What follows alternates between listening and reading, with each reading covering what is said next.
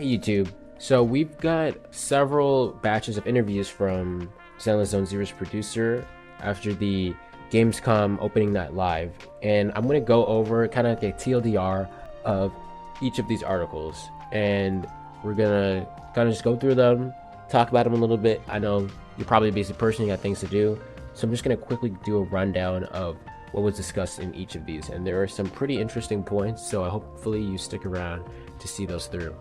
We have this article kind of talking about Zhenuy Li himself and how he has 2,000 hours in Street Fighter, and that addiction to Street Fighter kind of slipped its way into Zenless. And he also talks about other inspirations like the Dark Souls trilogy, Devil May Cry, Monster Hunter. He mentions Bayonetta and another one, and also an inspiration from VanillaWare's games, which is a great studio. If you haven't played their games, I highly recommend them. And yeah, but this is just basically talking about inspiration and his previous experience. Our next one, which this kind of highlights the simplicity and the design of the game. We have, like, he puts an emphasis on the tight control philosophy of getting confident with the less. Basically, for this interview, we have the design philosophy for the game, which is basically less is more, putting an emphasis on having accessible options for everyone to enjoy so that they can freely enjoy the game the way they want to play it, with other complex systems being underneath that if players want to get better at the game or increase their potential damage output. This kind of talks about the design philosophy of the game, the simplistic approach that they're taking. Nintendo in this one, how they put an emphasis on using less buttons to bring out more joy. They kind of taken that and put it into their game. You can see right here. I remember a saying from Nintendo that I resonate with, something along the lines of using fewer buttons to bring out more joy in the players. So the game is categorized as not overly complex to present a charming experience for all. This is a mass market game. You can't have like Monster Hunter level combat like right off the bat. A bunch of people are gonna fall off. So that's basically what this is going at, and they have other interviews, they have other inspirations here, but basically the main idea for this one is just keeping it simple and accessible while also emphasizing a little bit of complexity underneath for those who want it. This interview is a bit lengthier, and it does make a fact to point out the fact that he's the one doing all these interviews. I don't think for even like Honkai Impact, Honkai Star Rail, or Genshin Impact, we had like the producer behind these games giving all these interviews. So I feel like that's already like a point towards how Zenless is standing out on its own.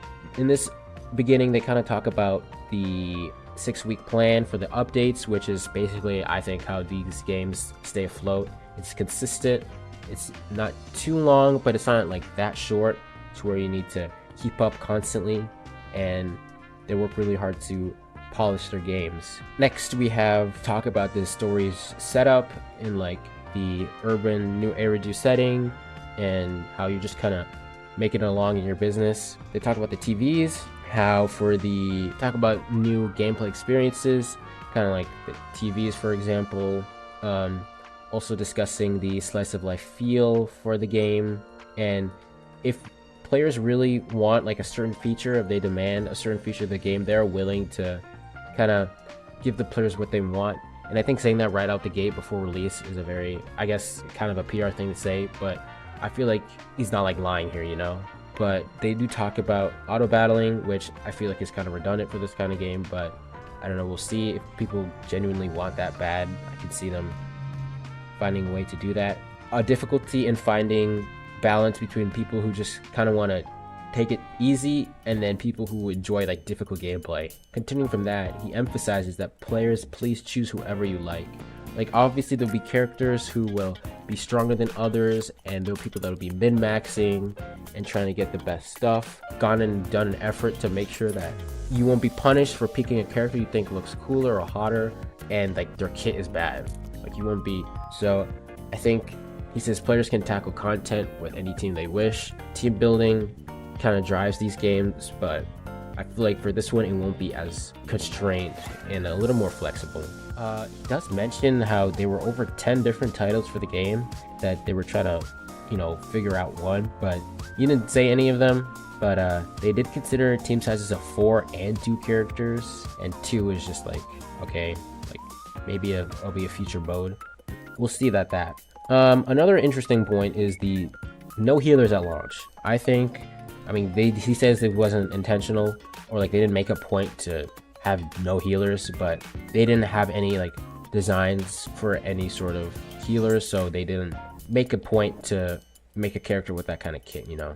Also, it's an action game, like just be better and you won't get hit, counter, dodge, all that great stuff. Talks about their motivation for being up there with Genshin and Star Rail, and basically the line is just be better, because like there it is, you know, what more can you do? Talks about his own personal tastes, about anime, about games. He's got a very good taste in games in my opinion. Now this next one is a pretty lengthy one, but kind of go over the most major things. I mean, you have like, they talk about Persona 5 influences, because of course City equals Persona 5. That's how it is these days. Talking about the inspirations, collaboration between the characters and the combat system, and the contrast they have with other Hoyo's games, kind of standing on their own 2 feet. They do talk about the TV system a little more, how in the third closed beta, they didn't really reduce the amount of TVs that there were, they just adjusted the speed and how, like, the pacing of it, which made it feel a lot better. So I think they did a good job on that. And that kind of points to how there was no new content in the CB23, because they decided they needed to go back and kind of polish what was already there for giving players a new taste of what they have planned before the game even comes out. They talk about the balance between difficulty again, and the clever tutorials they try, all things I went in my last video on Zenless. They talk about how there's options for people who are actually good at these games to like go against challenging enemies and boss fights. The interviewer talks about dailies and like getting FOMO. He doesn't really say like they're gonna change it at all. He's just like, our dailies are not that hard at all, because like they have things like drink coffee or like go on a walk, you know, kind of like things you would do in real life if you were a normal human being and not playing these gacha games. They didn't really say anything like different, or they would take like a different approach. Just like, he doesn't want them to feel like they're missing out, but aren't that demanding when you really get down to it. The combat animations they've made a huge point. I've like every interview talking about the animations in the combat being original. They will cook. They're cooking, and we'll see how many different styles they come up with. This one also talks about the healers again, visual effects, character design. Like this game just has the style, and they really need to just hammer it home and kind of, you know, they're not like other girls in this hoyoverse family. But they talk about crossovers. I'm sure if the producer had it his way, he would have all his favorite games in here. It's not really something that hoyoverse does all that often. I mean, they do like kind of strange ones with like cars and phones and KFC, but they do from time to time. But I don't think they have. Yeah, he says we have no plans yet, and they did think about it. Here's to hoping that eventually we get some crossover content. Also, the interview mentions the 12+ the rating and like censorship and how people are worried about that. He can't say much about it, but he did say that they gotta comply to a global policy no matter where they are. I know people were really riled up about Nicole's situation, but I feel like you gotta understand, like, when you're marketing to such huge audiences, like, it's almost like Disney, you know, your stuff will get banned if it has even like a mention, for example, of like homosexuality in like their movies, for example. They get banned in certain countries. And when you're aiming for such a massive audience, you kind of gotta play it as safe, but like also not as safe as possible, but like not as much as maybe you would want to show, you know, as opposed to like other gacha games who make the games for very specific genre of people. They know what they like. These guys, they swing big, so you can't really go all in on what you want to do, you know. Talks about hiring people, AI, they don't do any of that, and the different locations they have planned. He's excited to show off like what different cultural aspects they'll eventually integrate into the world, into the story, so he hopes people are excited for that. They do talk about the quality of life updates that Star Rail gets, even to the point where, you know, you have your Genshin players a little bit jealous. I mean, these guys don't. This article mentions, or he talks about how the teams don't really interact all that much, so they're not like, oh, let's put more quality of life features than Genshin Impact, you know, like it's just different teams and they don't really collaborate all that often. They've got different pipelines for different things. But I feel like, you know, people are loud enough. I feel like these guys will notice, like old heads who don't play games, kind of like, I don't know, like a Ubisoft executive, you know, these guys actually play the games that they enjoy and see what they can pull from other things for inspiration, and they don't really hide that. So I think that's a good thing. Talk about the OST. It's gonna bang, you know, they have Hoyo mix, like they're fine. It's gonna be good.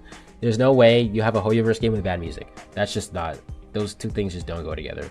They stated the all platform thing. I went over that in my last Zenless video about how important I think that is, even though there's no release date, but the fact that it exists, I think is important. So if you don't really, well, if you found informed, if you became informed through this video, let me know and tell me what you feel about this game. What are your hopes? I'm feeling very optimistic. They've got a good setup here, and we'll see how they go post-release. But positive vibes here. Things are looking good. We have the live stream on the 28th. Wuthering Waves also then. And then we have the release on June 4th. So, yeah. Peace.